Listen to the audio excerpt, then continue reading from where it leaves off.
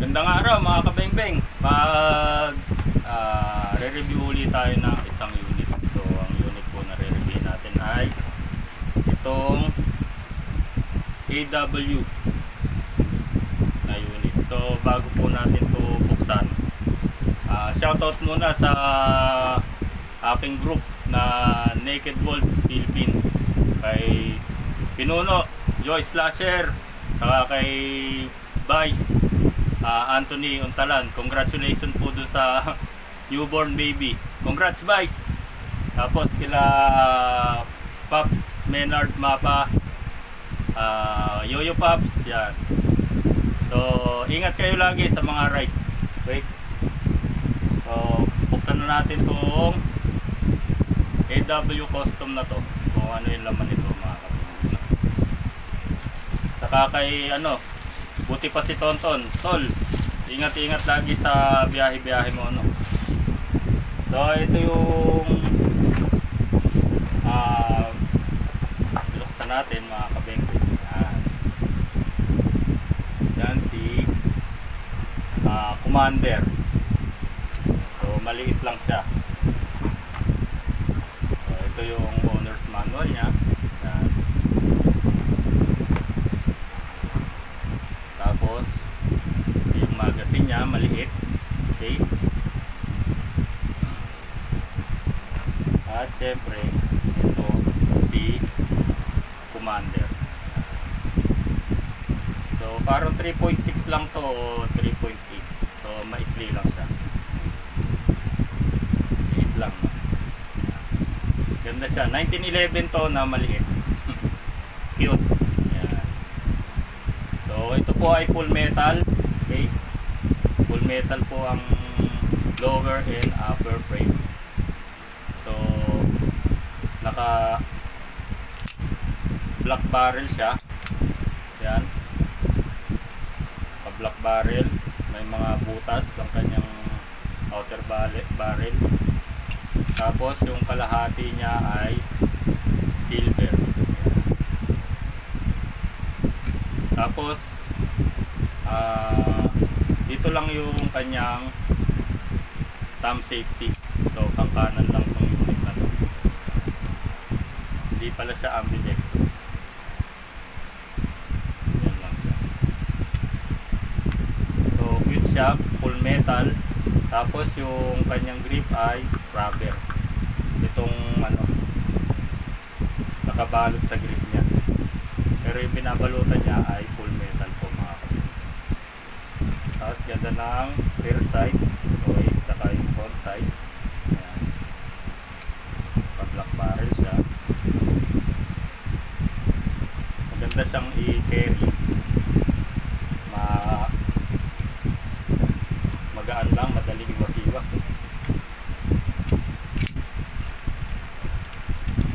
So natural lang po sa kanila yung alog na ganyan.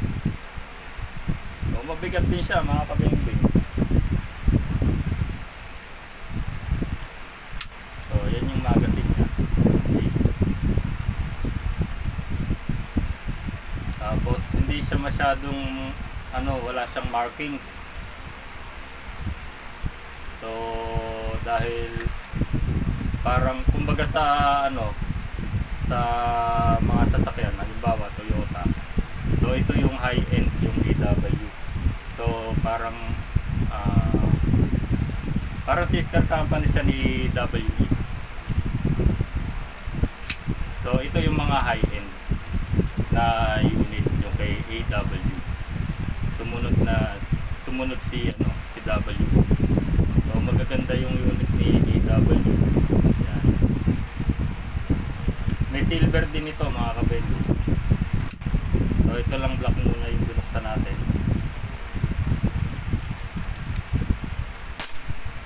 So malutong ang putok niya mga kabendo.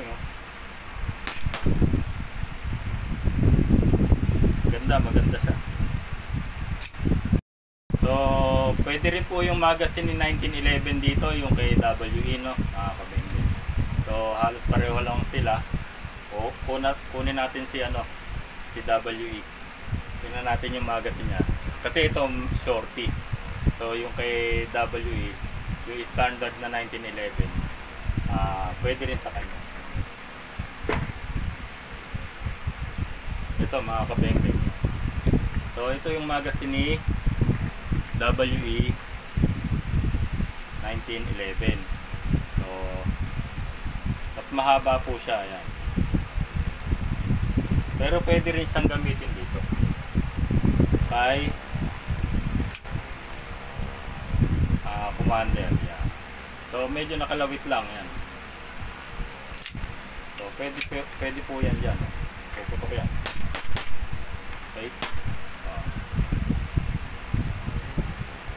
So kung wala ka ng magazine na mabili, pwede rin po ito. Yung kay WE na 1911. So ito po siya. Okay. So ito po ay bunso. Yan. Ang liit, no? Pero kahawig kasi siya nito.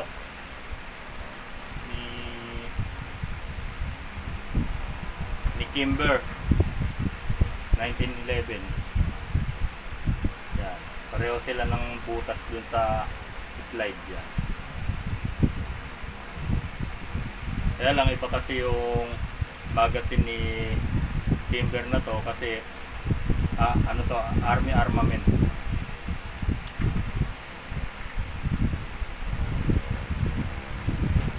So ang sukat niyang magazine ay pang kay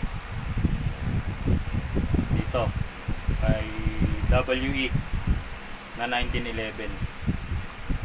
Yung kasi kay army armament, ang kasukat na magazine nun ay kay double bell. Sa double bell po yung kasukat na magazine ng army armament na 1911. Sa mga nagtatanong po ng magazine ng army armament na 1911, double bell po ang kasukat niya. Hindi po sila magkasukat ni WE. So ito, si Commander ay pwede po ang magazine na WE 1911. So hindi na sila pagkakay. Saka ang ganda niyang pumutok, no? Pero maikli lang yung ano niya. Ayun, nasa loob. Recoil guide. Ayun, nasa loob. So ang sarap niya iputok, oh. Ang lutong. Malutong ang putok niya, mga kabeng-beng. So magandang forma yung AW. Ito po ay Commander 1911. So ayos siyang ano, tapos naka black barrel pa. So ayan si Commander na AW Custom 1911. So ito po ay parang 3.6 lang. So mas mahaba po yung 3.8. Maganda po siyang ano, pang dito sa bewang, hindi siya bubuo. So ito po ay ACP na 45. Yan po nakasulat sa kanya. So ayaw lumaki. So yun lang ma-share ko sa inyo, mga kabeng-beng, no. Maganda po yan.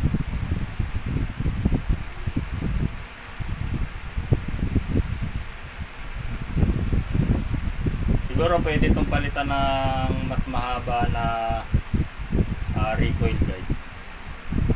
Pwede to, pwedeng palitan yan. Para medyo nakalabas din dito yung ano. Pero pag nakakasakas siya, yan, nakalabas din naman siya sa loob. Yan. So yan lang muna may share ko sa inyo, mga kabeng-beng. So maraming salamat. Mabuhay po tayong lahat.